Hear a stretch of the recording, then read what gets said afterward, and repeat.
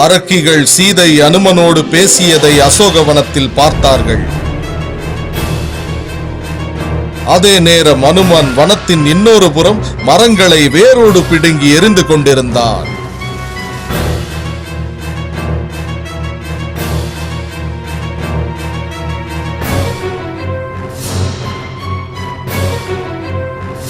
சீதா, உன்னிடம் பேசிய அந்த குரங்கு யார்? அவன் இந்த காட்டை அழித்துக் கொண்டிருக்கிறான். யார் அவன் என்று கூறு. எனக்கு தெரியாது. ராவணன் அனுப்பிய ஆளாக இருக்கலாம். அரக்கிகள் சீதையின் வார்த்தைகளை நம்பவில்லை. அவர்கள் சென்று ராவணனிடம் விஷயத்தை கூறினர். வீரர்களே, வனத்தை அழித்துக் கொண்டிருக்கும் அந்த குரங்கு யார்? உடனடியாக அதை கட்டி இழுத்துக் கொண்டு வாருங்கள். வீரர்கள் அனுமனை தேடி சென்றனர்.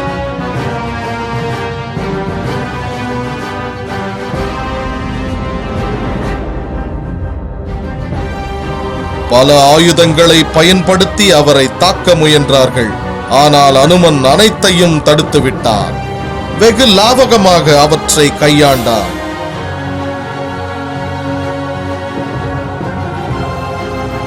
அசோக வனத்தை அழித்துவிட்டு ராவணனின் கோபத்தை சோதனை செய்ய எண்ணிய அனுமான் அசுரர்கள் வழிபடும் கோயிலுக்கு சென்றார். கோயிலின் தூண்களையும் சுவர்களையும் உடைக்கத் துவங்கினார்.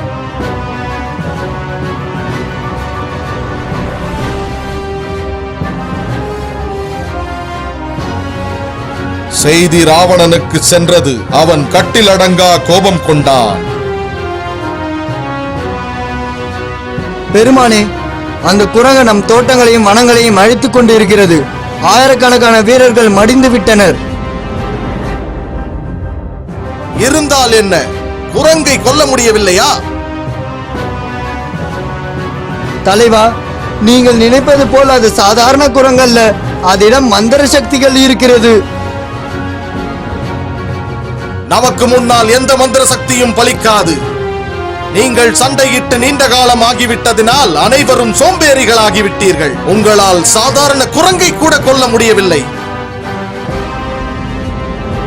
ராவணனிடம் 5 பிரதான தளபதிகள் இருந்தன.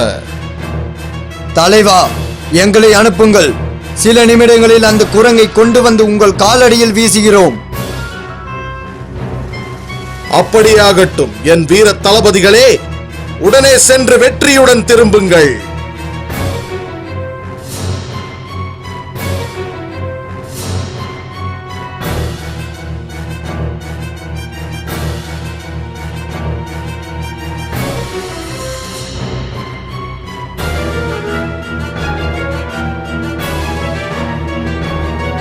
தளபதிகள் பெரிய படையோடு புறப்பட்டு சென்று அனுமானோடு யுத்தம் புரிந்தார்கள். ஆனால் அவர்களால் அனுமானை எதிர்த்து சில நிமிடங்கள் கூட தாக்கு பிடிக்க முடியவில்லை.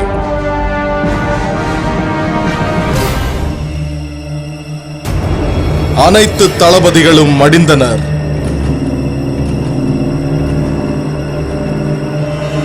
ராவணன் செய்தியை அறிந்தான். மன்னா, இந்த செய்தியை கேட்டு நாங்கள் அதிர்ச்சி அடைந்து விட்டோம். இப்பொழுது என்ன செய்வது? அதனால் என்ன? என் சகோதரர்கள் இருக்கிறார்கள். என் மகன்களும் வீரர்கள் தான். எல்லாவற்றிற்கும் மேல் நான் இருக்கிறேன். எனக்கு சாதாரண குரங்கை பார்த்து பயம் கிடையாது. மன்னனாகிய நான் முதலில் எதிரியை சந்திக்க கூடாது என்பது உங்களுக்கு தெரியும். இந்த காரணத்தினால் தான் நம் தளபதிகளை நான் அனுப்பினேன். நம் தளபதிகள் இறந்து விட்டார்கள். அவர்களுக்கு வீரம் இருக்கும் அளவிற்கு விவேகம் இல்லை. அந்த குரங்கு அவர்களை வீழ்த்தி விட்டது. சம்புமாலி ராவணனின் குதிரைப்படை தளபதி ஆவார். அவர் ஒரு சிறந்த போராளி. சம்புமாலி, எனக்கு உன் மீது நம்பிக்கை இருக்கிறது. உன்னால் அந்த குரங்கை வீழ்த்த முடியும். நான் அந்த குரங்கை தங்கள் காலடியில் விழ வைக்கிறேன். சம்புமாலி தனது குதிரைகளின் சிறந்ததை எடுத்துக்கொண்டு பெரிய படையோடு அனுமனை பிடிக்க புறப்பட்டான்.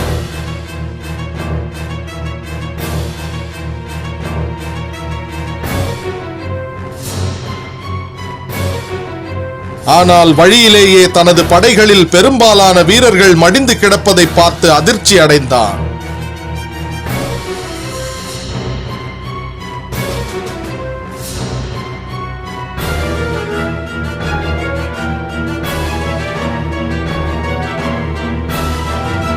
அவன் அனுமனோடு ஆவேசமாக போரிட்டான். அனுமனும் அவனோடு யுத்தம் புரிவதில் மகிழ்வுற்றான். அனுமன் அனைத்து வீரர்களையும் தரையில் வீசி எறிந்தான். சம்புமாலி தனது முழு படையையும் இழந்தான். அவனும் அவனுடைய ரதசாரதியும் தான் உயிரோடு இருந்தனர். சம்புமாலி, உன் வீரர்கள் அனைவரும் மடிந்து விட்டார்கள். நீ மட்டும்தான் இருக்கிறாய். சண்டையிட்டால் நீயும் அழிந்து விடுவாய். ஆதரவில்லாமல் தனித்திருப்பவனோடு சண்டையிடுவதில் எனக்கு விருப்பம் இல்லை.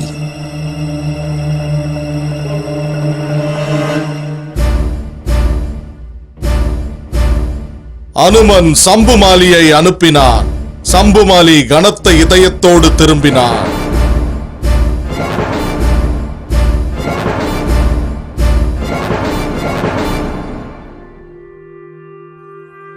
ராவணனின் இளைய மகன் அக்ஷகுமரன் தைரியமான சிறுவன், மிகுந்த திறமைசாலி. அவன் தன்னுடைய திறமையை தந்தையிடம் நிரூபிக்க வேண்டும் என எண்ணினான். தந்தையே, அந்த குரங்கை கொல்ல என்னை அனுமதியுங்கள். அக்ஷா, நீ இன்னும் இளையவன். மூத்தவர்கள் இருக்கும் பொழுது நீ போரிடுவதா? தந்தையே, ஒருவரை வீரத்தை வைத்து எடை போட வேண்டும், வயதை வைத்து எடை போடக்கூடாது. அப்படியாகட்டும் வீரகுமாரனே, என் ஆசி உன்னுடன் இருக்கிறது.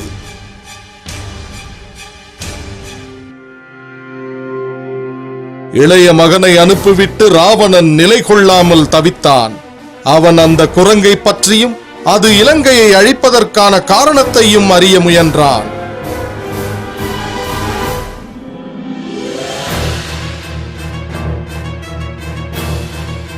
அக்ஷகுமரன் கோயிலின் வாயிலுக்கு சென்றான்.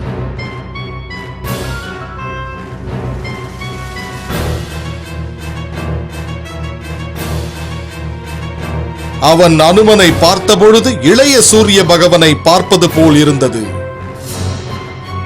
அக்ஷகுமாரன் எதை பற்றியும் கவலைப்படவில்லை. இளஞ்சிறுத்தையை போல் போரிட்டான். அவன் சோர்வடையவே இல்லை, முழு பலத்துடன் இருந்தான்.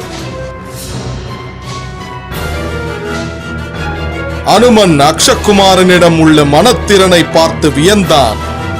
அவன் சண்டையிடுவதை நிறுத்திவிட்டு இளம் நாயகனின் வீரத்தை ரசிக்க ஆரம்பித்தான். அக்ஷகுமாரன் தன்னுடைய ரதத்தை வானத்தில் செலுத்தி யுத்தம் புரிந்தான். அனுமனுக்கு அவனை கொல்வதில் விருப்பமில்லை. ஆனால் அனுமனுக்கு அவனை கொல்வதை தவிர வேறு வழி தெரியவில்லை. ராவணன் தன் இளைய மகன் இறந்த விஷயத்தை கேள்விப்பட்டான். வாழ்க்கையில் முதன்முறையாக அவன் நடுங்கினான். அவனால் தன் மகனின் இழப்பை தாங்க முடியவில்லை. அவன் தனது இரண்டாவது மகனாகிய இந்திரஜித்தை அழைத்தான். இந்திரஜித், உனக்கு இணையானவர்கள் யாரும் இல்லை. உன்னிடம் பிரம்மன் கொடுத்த பிரம்மாஸ்திரம் இருக்கிறது. அந்த குரங்கை உன்னால் கொண்டு வர முடியும். உடனே செல். தந்தையே, கவலைப்படாதீர்கள். வெற்றியோடு திரும்புகிறேன்.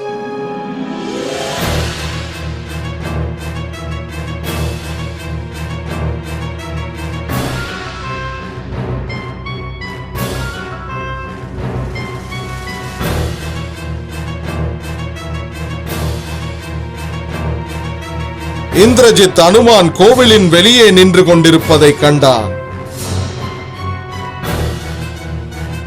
இங்கு என்னுடன் சண்டையிட வந்த அனைவரும் புத்திசாலிகள் இல்லை, ஆனால் அனைவரும் வீரர்கள்தான். பார்க்கலாம்.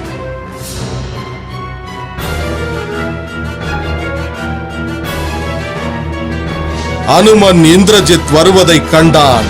அவன் ஒரு சிங்கத்தைப் போல் சீறி வந்தான். அவன் வீரத்தை கண்ட அனுமன் அவனிடம் போரிடுவதை கடினமாக உணர்ந்தான்.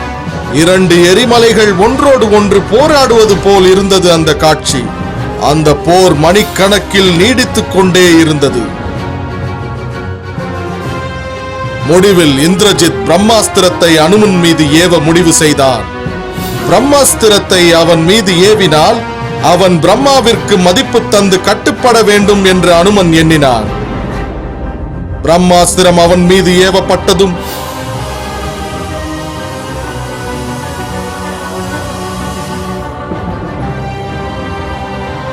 அனுமன் உடனே மயங்கி தரையில் விழுந்தான்.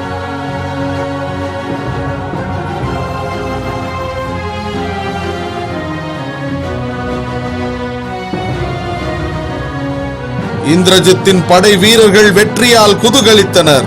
அவர்கள் பெரிய தாம்பு கயிற்றை கொண்டு வந்து அனுமனை கட்டினார்கள். பிரம்மாஸ்திரம் 1.5 மணி நேரம்தான் வேலை செய்யும் என்பது இந்திரஜித்திற்கு தெரியும். அதற்குள் அவன் அனுமனை ராவணனிடம் கொண்டு செல்ல வேண்டும்.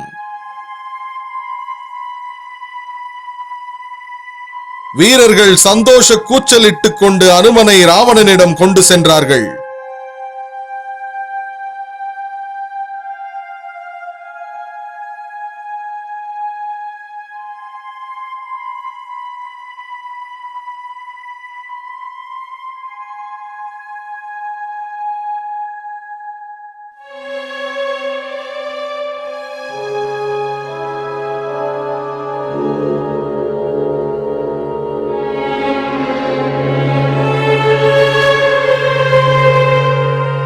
அரண்மனை மண்டபம் தங்கத்தாலும் வைரத்தாலும் மின்னியது.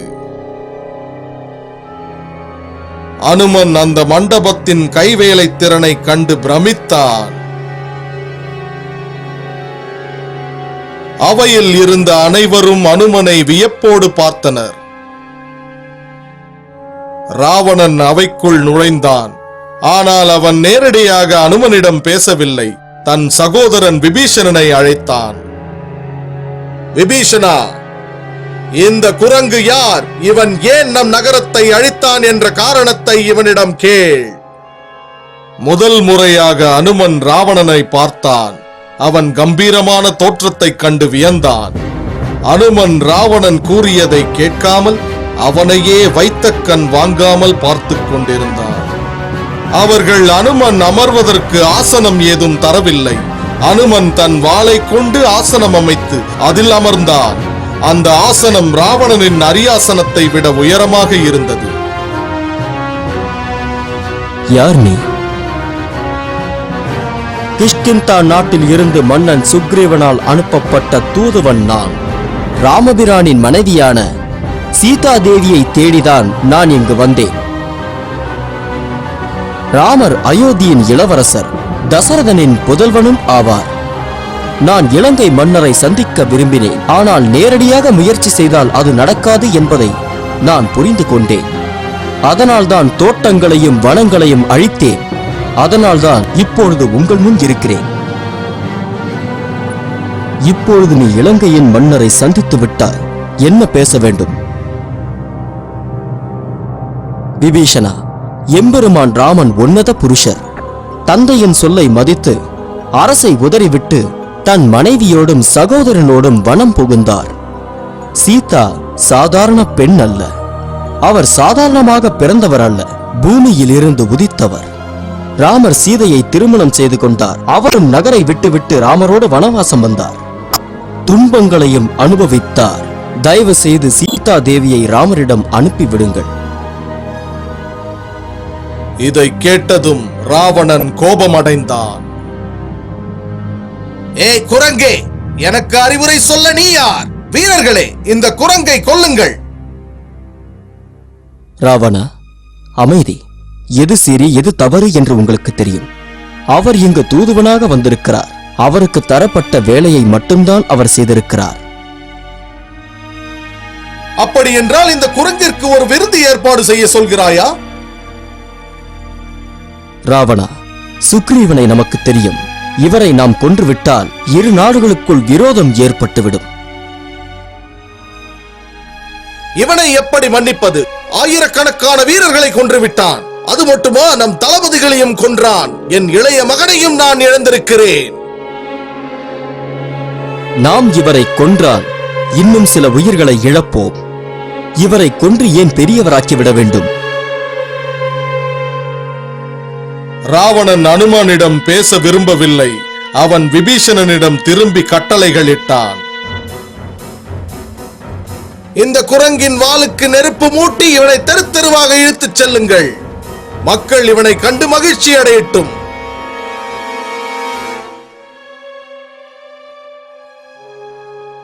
வீரர்கள் பெரிய துணிக்கண்டுகளை கொண்டு வந்து வானரத்தின் வாளில் கட்டினார்கள்.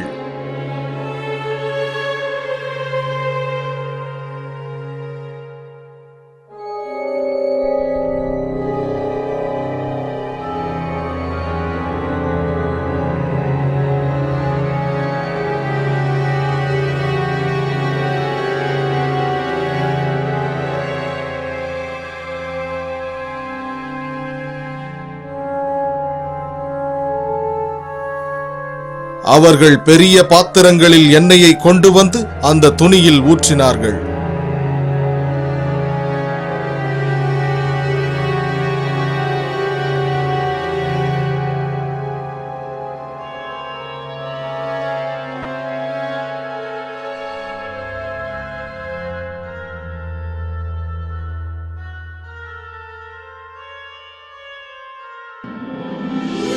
முடிவில் வாளுக்கு தீ வைத்தார்கள்.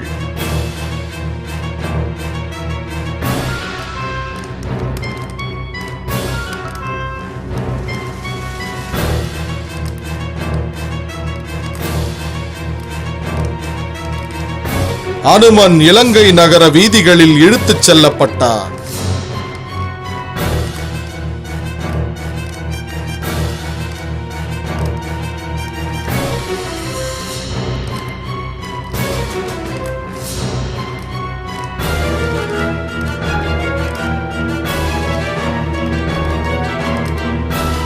அனுமன் எல்லாவற்றிற்கும் பொறுமையாக இருந்தான். வீதிகளில் இழுத்துச் செல்லப்பட்ட பொழுது தன் வாளால் தரையில் ஓங்கி அடித்தார். அதில் ஏற்பட்ட புழுதியும் தூசியும் வீரர்களை ஓட வைத்தது. அனுமன் இலங்கை நகரத்தை நன்கு அறிந்திருந்ததால் அவன் எரியும் வாளோடு பறக்க ஆரம்பித்தான்.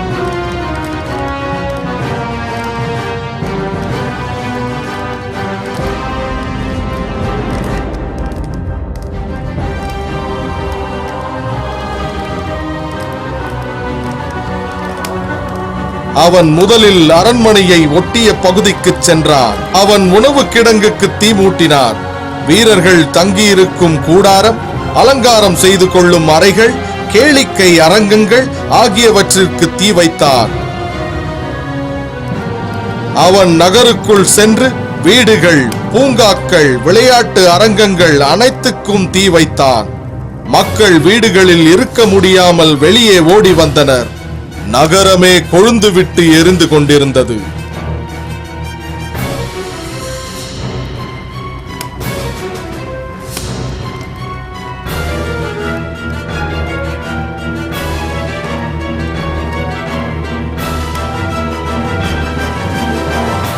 விபீஷணா, உன்னுடைய உபயோகமில்லாத அறிவுரையால் இத்தனை பிரச்சனைகள் ஏற்பட்டு விட்டன. ராவணா, நாம் அவரை கொண்டிருந்தால் பிரச்சனை இன்னும் பெரிதாக இருக்கும். நமது நகரமே எரிந்து கொண்டிருக்கிறது. அமைதி நடவடிக்கையை நிறுத்து. நான் இந்த குரங்குக்கும் சுக்ரீவனுக்கும் ஒரு பாடம் புகட்டப் போகிறேன். யாரும் உயிரோடு தப்ப மாட்டார்கள். நான் ராமனையும் உயிரோடு விடப் போவதில்லை. அவன் இங்கு வந்து அவன் முடிவை சந்திக்கட்டும். ராவணா, என்னிடம் கோபித்துக் கொள்ளாதே. நீ ஏன் சீதாவை இங்கு வைத்திருக்கிறாய்? அவளை அனுப்பிவிடு. இங்கு வைத்திருப்பதால் துன்பங்களுக்கு அழைப்பு விடுகிறோம். அன்புமிகு அக்ஷகுமாரை இழந்து விட்டோம். நகரமே போர்க்களம் போல் காட்சி அளிக்கிறது. இத்தனை துன்பங்களுக்கும் அந்த பெண் மட்டும்தான் காரணம். மேலும் துன்பங்களை அழைக்க வேண்டாம். நான் உடன் இருக்க விரும்புகிறேன். விபீஷணா, என் சகோதரனைப் போலத்தான் பேசுகிறாயா? சீதையை திரும்ப ராமனிடம் அனுப்புவதா? நாம் கோழைகள் இல்லை. குரங்கை கண்டு நீ பயந்தால் சென்று ஒளிந்து கொள். விபீஷணன் மேற்கொண்டு எதுவும் பேசவில்லை.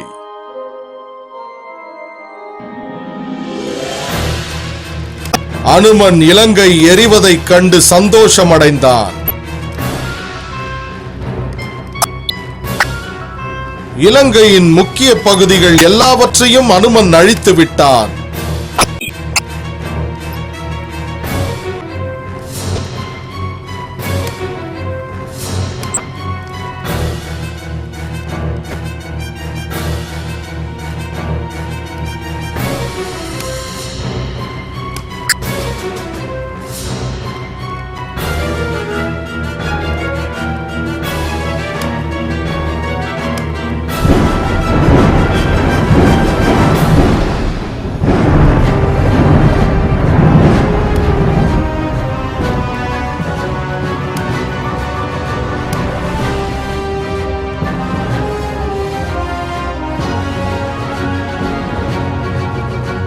பிறகு அவன் சமுத்திரத்தின் அருகே சென்று தனது வாளை நீரில் நனைத்து அந்த நெருப்பை அணைத்தான்.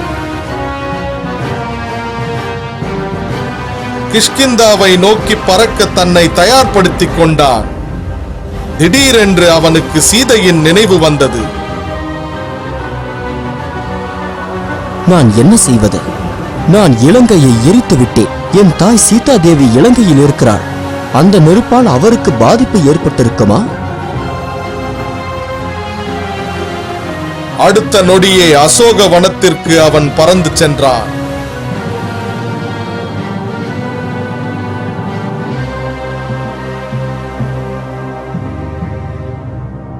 அங்கு அவன் சீதை அமைதியாக சிம்சுபா மரத்தின் அடியில் அமர்ந்திருப்பதை கண்டான்.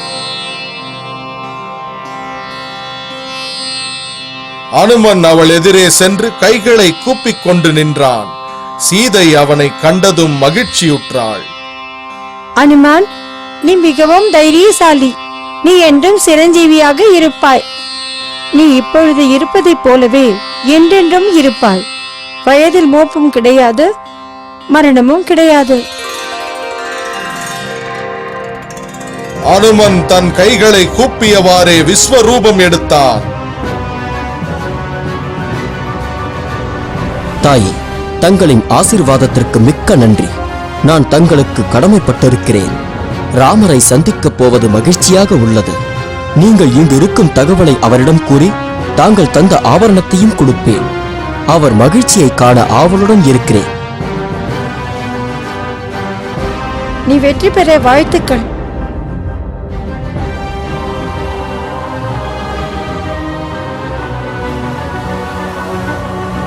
அனுமன் சமுத்திரத்தை மிக்க சந்தோஷத்தோடு கடந்து சென்றான். அவன் வாளை ஆட்டிக்கொண்டே நம்பிக்கையோடு பறந்தான்.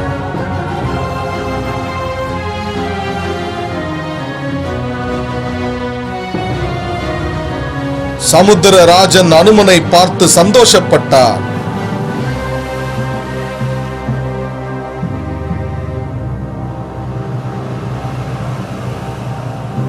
வானரப்படையினர் சுக்ரீவன், ஜாம்பவான், அங்கதன் மற்றும் அனுமனுக்காக காத்திருந்த அனைவரும் அவனை கண்டதும் ஆனந்தப்பட்டார்கள்.